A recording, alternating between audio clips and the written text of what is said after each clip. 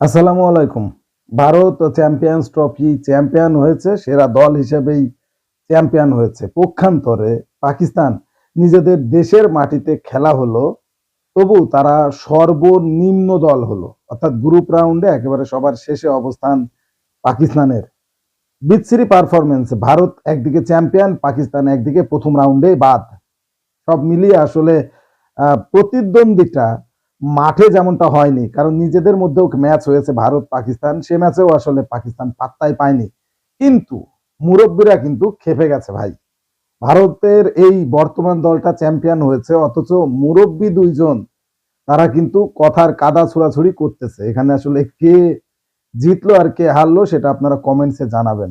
মূলত যুদ্ধটা বাঁধিয়েছে ভারতের সুনীল গাভাস্কার আর পাকিস্তানের ইনজামামুল হক। সুনীল গাভাস্কার আসলে যে মন্তব্যটা করেছে, সেই মন্তব্যটা শুনে ইনজামামুল হকের মাথা ঠিক রাখাটাই কঠিন। শুধু ইনজামাম নয়, যে কোনো পাকিস্তানি দর্শক, প্লেয়ার, বর্তমান বা পুরাতন যেই হোক না কেন, আসলে এই কথার জবাব তাদেরকে দিতেই হতো। মাথা ঠান্ডা রাখার কোনো সুযোগ নাই এই রমজান মাসেও। সুনীল গাভাস্কার আসলে বলেছেনটা কি? তিনি বলতে চেয়েছেন বর্তমানে ভারত পাকিস্তানের যে ম্যাচ, এই ম্যাচ জমতেছে না, মানে কোনোভাবেই মজা লাগতেছে না, একতরফা পাকিস্তান হেরেই যাচ্ছে।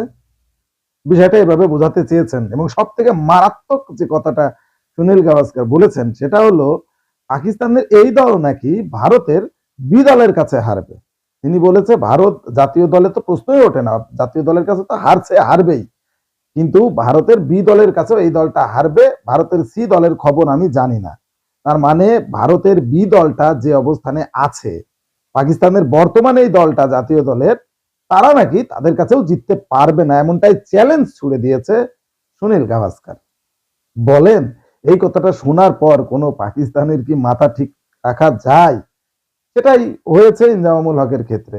তিনি এক বিবৃতিতে বলেছেন, এক টেলিভিশনের এক সাক্ষাৎকারে তিনি বলেছেন, এবং পরিষ্কারভাবে প্রথমে আবশ্যক বলেছেন যে ভারতীয় দল সেরা দল হিসেবেই তারা চ্যাম্পিয়ন হয়েছে, এটাও বলেছেন, এবং পরক্ষণেই বলেছেন যে সুনীল গাভাস্কার তার মন্তব্যগুলো একটু বুঝে শুনে করা উচিত। কারণ পরিসংখ্যান দেখে কথা বলতে হবে। একটা সময়, অর্থাৎ সেই ৮০-৯০ দশকে ভারত রেগুলার পাকিস্তানের কাছে হারতো। সুতরাং সেই সময়ের বিষয়টাও মাথায় রাখতে হবে। শুধু বর্তমান সময়ে ভারত জিতছে, বর্তমান সময়ের পরিসংখ্যান নিয়ে নাচানাচি করার তো কিছু নাই, সেটা বোঝাতে যাচ্ছে। এবং সব থেকে ডেঞ্জারাস যে কথাটা বলেছে সেটা হলো শারজায় নাকি একটা টুর্নামেন্ট চলাকালে পাকিস্তানের পেসারদের ফেস করতে যাতে না হয় সেই জন্য সুনীল গাভাস্কার পালিয়ে চলে গিয়েছিলেন।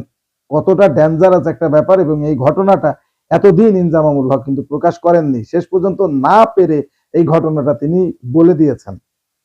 আসলে মানে পাকিস্তান এবং ভারত দুইটা দল, তাদের ভিতরে সেই হাড্ডাহাড্ডি লড়াই সেই শুরু থেকে, এবং চির প্রতিদ্বন্দ্বী দুটো দল, সেটা আসলে অনেক আবহমান কাল থেকে, যারা আমাদের মতো যারা অনেকদিন ক্রিকেট খেলা দেখছি, তারা সেই ছোটবেলা থেকে দেখে আসছি পাকিস্তান ভারত মানেই একটা শ্বাসরুদ্ধকর ম্যাচ হবে, একটা হাড্ডাহাড্ডি ম্যাচ হবে, দর্শক আটোসাটো হয়ে বসে দেখবে, সেটাই। তবে আসলে এটাও সত্যি, বর্তমানের যে খেলা তাতে কিন্তু আসলে কোনো মজা আসতেছে না। ভারত একতরফাই প্রত্যেকটা ম্যাচই জিতে যাচ্ছে, পাকিস্তান কোনো প্রোটেকশনই তৈরি করতে পারছে না। একটা সময় পাকিস্তানের জৌলুস ছিল, একটা সময় পাকিস্তানের জৌলুস ছিল, সেইটা ঠিক আছে। কিন্তু ইনজামামুল হকের আসলে তিনি বলেছেন যে একজন সিনিয়র মানুষ, তাকে আমরা শ্রদ্ধা করি, অর্থাৎ সুনীল গাভাস্কার সিনিয়র মানুষ, তাকে শ্রদ্ধা করি, তার কাছ থেকে এমনটা আশা করিনি। আসলে সত্যিই তাই, যে যত কথাই বলুক, প্রাক্তন প্লেয়ার, বর্তমান প্লেয়ার, ভারত পাকিস্তান তাদেরকে নিয়ে সমালোচনা করবে, করুক, কিন্তু সেই সমালোচনার একটা লিমিটেশন থাকা উচিত, যেটা নিয়ে আসলে যারা জুনিয়র আছে তারা যাতে কিছু শিখতে পারে। মুরব্বীরাই যদি এমন কাদা ছোড়াছুড়ি করে, জুনিয়ররা আসলে কি করবে? কমেন্টসে জানান। আসলে এখানে মূল দোষীটা কে ছিলেন, ইনজামাম নাকি সুনীল গাভাস্কার? স্পোর্টসের সর্বশেষ আপডেট জানতে স্পোর্টস চ্যানেলটি এক্ষুনি সাবস্ক্রাইব করে বেল আইকন বাজিয়ে দিন। ধন্যবাদ।